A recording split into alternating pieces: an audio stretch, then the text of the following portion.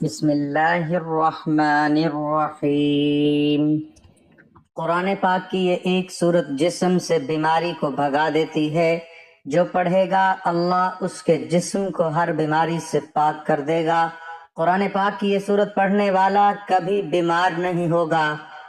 محترم ناظرین، قرآن مجید کی یہ ایک صورت اور اللہ کے یہ دو نام جسم سے بیماری کو بھگا دیتے ہیں۔ کوئی بھی شخص کسی بھی نماز کے بعد انہیں پڑھے تو اللہ اس کے جسم کو ہر بیماری سے پاک کر دے گا۔ یہ صورت پڑھنے والا کبھی بیمار نہیں ہوتا۔ محترم ناظرین، آج میں آپ کے لیے ایک ایسا عمل لے کر حاضر ہوا ہوں کہ اگر 100 سال کا بوڑھا بھی اسے پڑھ لے، بوڑھی عورت بھی اسے پڑھ لے تو وہ بھی جوان ہو جائے، ان کی ہر بیماری ختم ہو جائے، انہیں ہر بیماری سے نجات مل جائے اور اللہ پاک شفا عطا فرما دیں گے۔ خدا کے لیے آج کا یہ عمل آپ نے پڑھ کر اپنے دونوں ہاتھ پورے جسم کے اوپر پھیر لینے ہیں۔ انشاءاللہ جسم کے اندر باہر اندرونی بیرونی جیسی بھی کوئی بیماری ہوگی، تکلیف ہوگی، جس میں آپ کی زندگی میں بہت سی پریشانیوں کو، بہت سی مصیبتوں کو گھیر رکھا ہوگا، وہ ساری کی ساری ختم ہو جائیں گی۔ آپ کی تکلیف ختم ہو جائے گی، اللہ پاک آپ کو شفا عطا فرما دے گا۔ میری سب سے پہلے اپنے مالک و خالق اپنے اللہ سے دعا ہے، اے میرے پروردگار، جو آنکھیں آج کی یہ ویڈیو دیکھ رہی ہیں، میرے تمام بھائیوں بہنوں اور دوستوں کو صحت والی زندگی عطا فرما، سب کو شفا عطا فرما۔ جو دور دراز تک ڈاکٹروں کے پاس جاتے ہیں، بہت سے پیسے لگاتے ہیں، بڑے بڑے علاج کرواتے ہیں، لیکن شفا نہیں ملتی، اے میرے اللہ، آج کے اس عمل کی برکت سے، اس عمل کی طاقت سے سب کی بیماریوں کو دور فرما دینا اور سب کو شفا عطا فرما دینا۔ خاص کر جن گھروں میں بوڑھے ماں باپ ہیں جو بیماری کی وجہ سے اٹھ نہیں سکتے، چل پھر نہیں سکتے، کھا پی نہیں سکتے، اے میرے اللہ، اس عمل کی برکت سے ان کو ایسی صحت عطا فرما دے کہ وہ چلنے پھرنے کے قابل ہو جائیں۔ آمین ثم آمین۔ اللہ والو، آج کا یہ عمل بہت ہی زیادہ خاص ہے، اس کو آپ نے ضرور کر لینا ہے۔ اگر آپ لوگ بڑے بڑے ڈاکٹروں کے پاس گئے ہیں، حکیموں کے پاس گئے ہیں، بہت پیسے لگائے ہیں لیکن کچھ بھی فائدہ حاصل نہیں ہوا، تو میری آپ سے گزارش ہے کہ آپ یہ عمل کر کے بھی دیکھ لو، میری بات مان کر دیکھ لو، آپ کا کوئی پیسہ نہیں لگے گا، نہ ہی آپ گھر سے باہر نکلو گے، نہ ہی آپ کو گاڑی کروانی پڑے گی کہ اپنے مریض کو لے کر کسی ڈاکٹر کے پاس جائیں۔ اپنے گھر میں بیٹھے بیٹھے انشاءاللہ اس عمل کی برکت سے اللہ پاک آپ کو شفا عطا فرما دے گا اور آپ کی پریشانی دور ہو جائے گی۔ اللہ کے رسول صلی اللہ علیہ وسلم کے فرمان کو حضرت امام جعفر صادق علیہ السلام نے نقل کیا ہے کہ وہ فرماتے ہیں کہ جو شخص کسی بھی لا علاج مرض میں مبتلا ہو، وہ یہ ایک صورت اور اللہ تبارک و تعالیٰ کی یہ دو نام پڑھ کر روزانہ ایک تسبیح پڑھ کر پانی پر دم کر کے پی لیں، دعا یقین رکھ کر، اور اگر آپ یہ عمل کر لیں تو اللہ پاک شفا عطا فرما دیں گے۔ ناظرین، آج میں آپ کو ایک ایسا عمل بتاؤں گا جو شاید آج سے پہلے آپ نے اس کو کیا ہو۔ اس کو جو کر گیا انشاءاللہ اللہ کے حکم سے، اللہ کے فضل سے ہر بیماری سے شفا پائے گا۔ آج کل معدے کے مسائل بہت زیادہ ہیں، جگر کے مسائل زیادہ ہیں، ہارٹ کے مسائل بہت زیادہ ہیں، شوگر کا مسئلہ ہو گیا، تھکاوٹ ہو گئی، ذہنی دباؤ، اس طرح کے بہت سے مسائل ہیں جس کا ہر بندے کو اپنی زندگی میں سامنا کرنا پڑ رہا ہے۔ دیکھنے میں تو چھوٹی چھوٹی عمر کے لوگ ہیں جن کی حالت ایسی ہو چکی ہے کہ وہ خود کو 50 سال کا، 60 سال کا محسوس کرتے ہیں، یعنی اتنی کم عمر میں وہ خود کو بڑا محسوس کرنا شروع ہو چکے ہیں۔ یہ حالات ہو چکے ہیں اور یہ سب ان موذی بیماریوں کی وجہ سے ہوتا ہے۔ انسان جب بیماریوں سے عاجز آتا ہے تو ڈاکٹر بھی اسے روحانی علاج کا مشورہ دیتے ہیں۔ اب تو بہت سے ہسپتالوں میں قرآن تھراپی شروع ہو چکی ہے۔ کئی بار لوگوں کو اللہ کے کلام سے شفا پاتے دیکھا اور سنا ہے، جن کا اب عقیدہ یہ ہے کہ جو کام ادویات نہیں کر سکتی وہ اللہ کا کلام سب سے بہتر کرتا ہے۔ محترم ناظرین، آج کی اس ویڈیو میں اپنے تمام دیکھنے اور سننے والے ناظرین کے لیے ایک وظیفہ لے کر حاضر ہوا ہوں، انشاءاللہ جس کو پڑھنے سے اللہ پاک کے فضل و کرم سے آپ کی ہر طرح کی بیماری دور ہو جائے گی۔ آپ کی ہر طرح کی اندرونی بیرونی جس طرح کی بھی بیماری ہوگی، اللہ پاک آپ کو ہر بیماری سے شفا عطا فرما دیں گے۔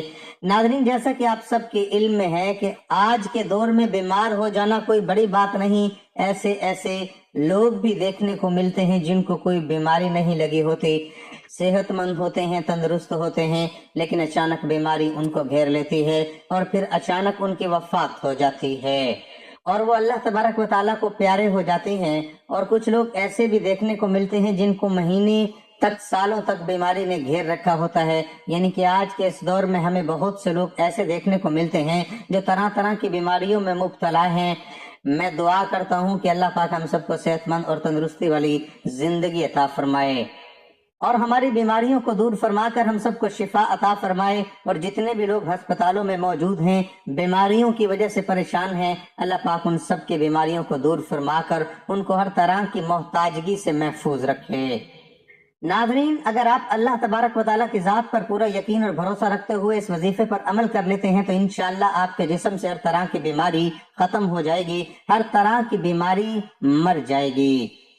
ناظرین، یاد رکھیں کہ اگر آپ کے گھر میں کوئی بھی بیمار ہے تو آپ اس کو ڈاکٹر کے پاس لے جانے سے پہلے آج کا یہ عمل ایک مرتبہ ضرور کر کے دیکھیں۔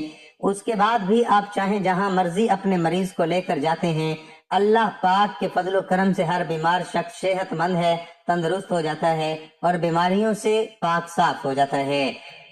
ناظرین، تقریباً ہر انسان کو اپنی زندگی میں چھوٹی بڑی بیماریوں کا سامنا کرنا پڑتا ہے۔ بہت سے لوگ زندگی کے مختلف ادوار میں موذی امراض کا سامنا بھی کرتے ہیں، جن میں سے بعض تو اللہ تبارک و تعالیٰ کے حکم سے شفا یاب ہو جاتے ہیں اور بہت سے لوگ ان امراض کے نتیجے میں موت کی وادی میں بھی اتر جاتے ہیں۔ بیماری کوئی بھی ہو، وہ ہر انسان کے لیے مشکل ہوتی ہے، جس سے نہ صرف انسان خود تنگ ہو جاتا ہے بلکہ اس کے گھر والے اور اس کے رشتہ دار بھی اس کا سامنا کرتے ہیں۔ کسی نے کیا خوب کہا ہے کہ جان ہے تو جہان ہے۔ اس دور کے اندر جو بیماری عروج پکڑ رہی ہے، ان بیماریوں کا اس ویڈیو میں آپ کو روحانی عمل بتائیں گے۔ حضرت عبداللہ ابن مسعود رضی اللہ تعالیٰ عنہ سے روایت ہے کہ جناب رسول پاک صلی اللہ علیہ وسلم کی خدمت میں حاضر ہوا۔ آپ کو شدید بخار تھا۔ میں نے عرض کیا، یا رسول اللہ صلی اللہ علیہ وسلم، آپ کو تو بہت تیز بخار ہے۔ آپ صلی اللہ علیہ وسلم نے فرمایا، ہاں، مجھے اتنا بخار ہے جتنا تم میں سے 2 آدمیوں کو ہوتا ہے۔ میں نے عرض کیا، یہ اس لیے کہ آپ صلی اللہ علیہ وسلم کا ثواب بھی دگنا ہے؟ فرمایا، ہاں، یہی بات ہے۔ مسلمانوں کو جو بھی تکلیف پہنچتی ہے، کانٹا ہو یا اس سے زیادہ تکلیف دینے والی کوئی اور چیز ہو، جیسے درخت اپنے پتوں کو گراتا ہے، اسی طرح اللہ پاک اس تکلیف کو اس کے گناہ کا کفارہ بنا دیتا ہے۔ ابو اشعر انصاری کہتے ہیں کہ میں مسجد کی طرف گیا اور اول وقت میں گیا، میں شداد بن اوس رضی اللہ تعالیٰ عنہ سے ملے۔ ان کے ساتھ کئی صحابی بھی تھے۔ میں نے ان سے پوچھا، اللہ تم پر رحم کرے، کہاں کا ارادہ ہے؟ انہوں نے کہا، ہم اپنے ایک بھائی کی عیادت کرنے جا رہے ہیں۔ یہ سن کر میں بھی ان کے ساتھ چل دیا۔ ہم اس مریض کے پاس پہنچ گئے۔ انہوں نے اس سے پوچھا، حالات کیسے ہیں؟ اس نے جواب دیا، اللہ تبارک و تعالیٰ کا فضل و کرم ہے۔ سیدنا شداد رضی اللہ تعالیٰ عنہ نے فرمایا کہ جناب رسول پاک صلی اللہ علیہ وسلم نے فرمایا، اللہ تبارک و تعالیٰ فرماتے ہیں کہ جب میں اپنے مومن بندے کو آزماتا ہوں اور وہ میری تعریف کرتے ہوئے میری آزمائش پر صبر کرتا ہے تو شفا یاب ہو کر اپنے بستر سے اٹھتا ہے۔ فرشتے سے فرماتے ہیں، میں نے اپنے اس بندے کو پابند کر لیا ہے اور اسے آزما رہا ہوں، تم اس کی تندرستی کی حالت میں اس کے اعمال پر جو لکھتے تھے اس کو برقرار رکھو۔ ان احادیث سے معلوم ہوتا ہے کہ بیماری سے انسان کے گناہ معاف ہو جاتے ہیں اور اس کے ذریعے انسان کو اللہ تبارک و تعالیٰ کا بہت بڑا اجر فرماتے ہیں، بشرط یہ کہ وہ اس پر صبر کرے، ناشکری اور واویلا نہ کریں۔ مزید یہ کہ اس کے احسانات میں سے ایک احسان یہ بھی ہے کہ بیمار آدمی کو بیماری کی حالت میں ان اعمال کو جن کو وہ تندرستی کی حالت میں کرتا تھا، ان کا اجر کیے بغیر ملتا رہتا ہے۔ کسی بھی قسم کی بیماری ہو، اس کا علاج کرنا سنت ہے اور علاج سے کبھی گریز نہیں کرنا چاہیے۔ بحیثیت مسلمان ہمارا ایمان ہے کہ بیماریاں اللہ کی جانب سے امتحان و آزمائش ہے، جن کا علاج ادویہ سے کرنا چاہیے تو سنت کے مطابق ان کا روحانی علاج کرنا بھی جائز اور مستحب عمل ہے۔ اللہ تبارک و تعالیٰ کا وعدہ ہے کہ بیماریوں سے شفا بھی اس کی جانب سے ملتی ہے۔ اس کے لیے بندے کو اپنے رب سے ایسے طریقے سے دعا کرنی چاہیے کہ دوام تاثیر پیدا ہو جائے۔ بے تحاشا ادویات کھاتے رہنے سے جب کوئی فائدہ نہ ہو تو دیکھا گیا ہے کہ ساتھ روحانی عمل کرنے سے مرض سے جلد افاقہ ہو جاتا ہے اور مرض جڑوں سے غائب بھی ہو جاتا ہے۔ بس بندے کو دعا کا سلیقہ آنا چاہیے، اس کے اندر عاجزی اور اخلاص ہونا چاہیے۔ جو لوگ اس صورت کو اور اسم اعظم کو پڑھ کر اور ایک تسبیح مکمل کرنے کے بعد اس کو پانی پھونک کر پی لیا کریں تو جہاں ان کو جسمانی عوارض سے، جسمانی بیماریوں سے نجات ملے گی، وہاں باطنی طور پر بھی اس کو سکون ملے گا۔ یہ مرض بے شک دنیاوی الجھنوں پر مشتمل کیوں نہ ہو، ان سے نجات کے لیے بندے کو اللہ پر بھروسہ کرنا چاہیے اور اپنی عبادات و اذکار میں ثابت قدم رہنا چاہیے۔ اسم اعظم کو بطور تسبیح کرنے والے خود کو بھی اکیلا نہیں سمجھتے، ایک طاقت ان کے ساتھ روا رہتی ہے۔ یہ مایوسی اور ڈپریشن کا مجرب عمل ہے۔ جن لوگوں میں منفی خیالات پیدا ہونے لگ جائیں ان کے لیے بڑا سود مند عمل ہے، ارشاد ربانی ہے۔ اور جو شخص کسی ایک کی جان بچا لے اس نے گویا تمام لوگوں کو زندہ کر دیا۔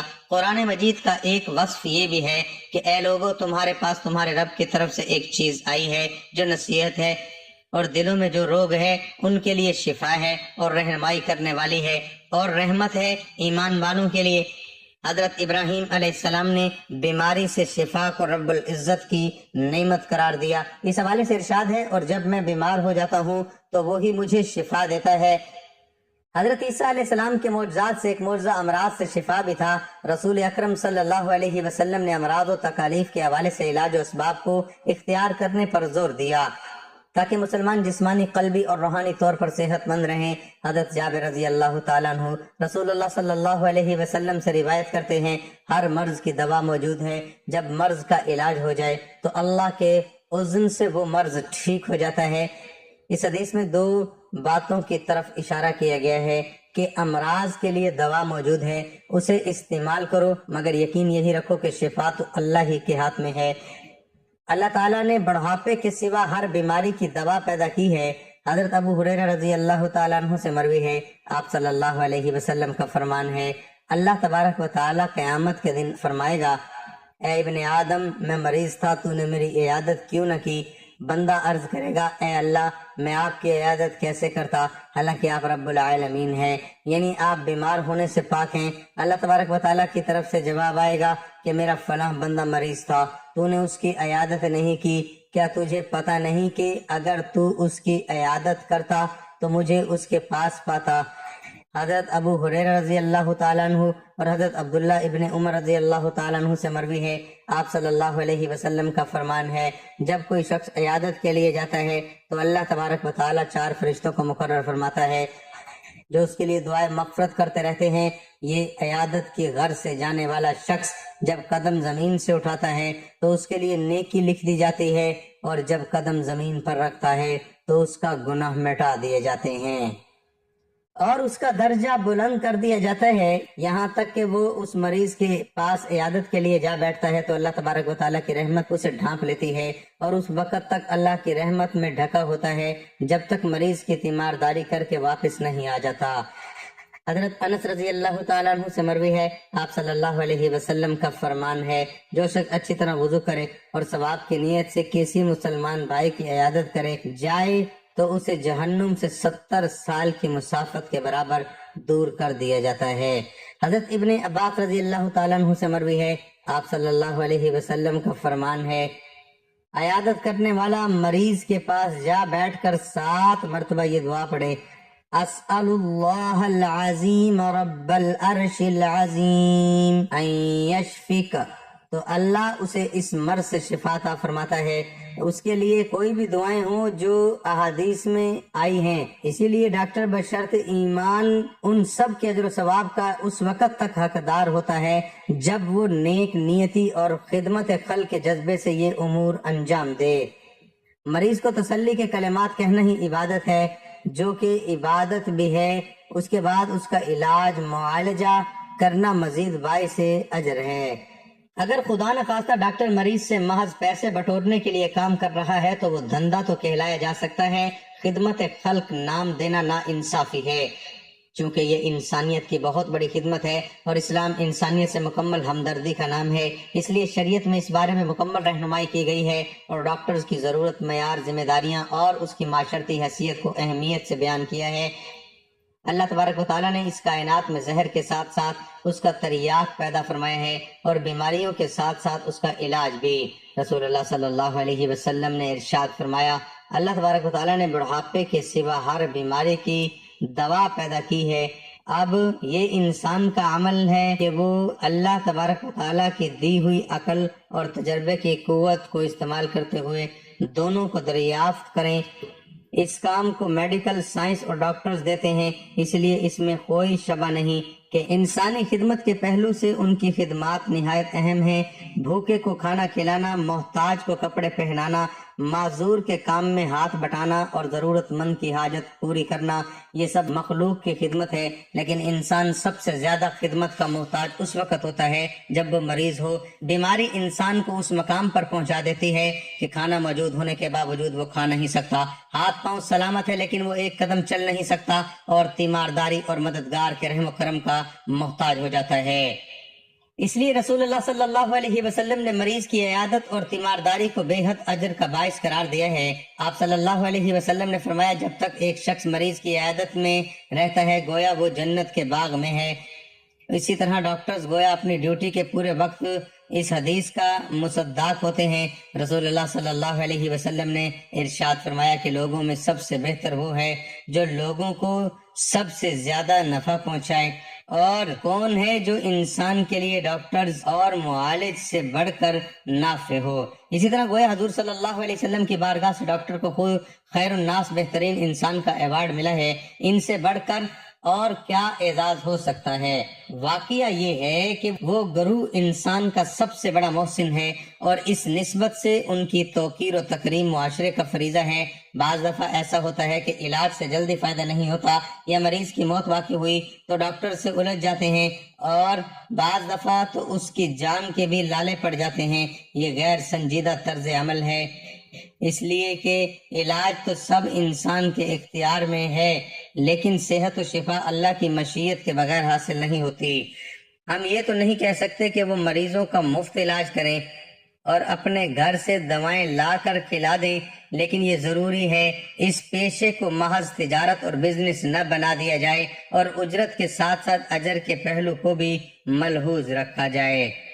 اس وقت صورتحال یہ ہے کہ تعلیم اور علاج میں ایک زبردست کاروبار کی صورت اختیار کر لی ہے اور معاشی کشش کی وجہ سے بہت سے ہوٹل اسپتالوں میں تبدیل ہو گئے ہیں۔